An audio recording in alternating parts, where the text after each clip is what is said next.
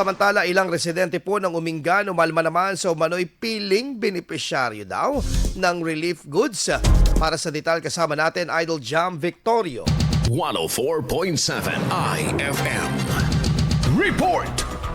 Ilang residente sa Umingan na isinailalim sa state of calamity ang nagpahayag ng hinaing online dahil sa umano hindi patas na pagpili ng benepisyaryo sa pinapamahaging relief sa bayan. Ayon sa ilan, may mga nakatatanggap umano na hindi naman lubos apektado habang hindi natutulungan ng ilang mas nangangailangan ng tulong maging ang pagiging malapit sa tagalista sa barangay upang mapasama sa listahan.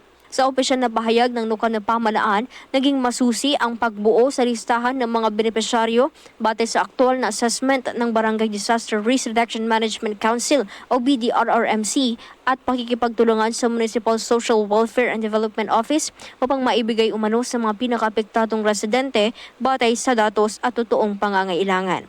Nakikiusap naman ang tanggapan sa pangunawa ng publiko ngayong panahon ng sakuna.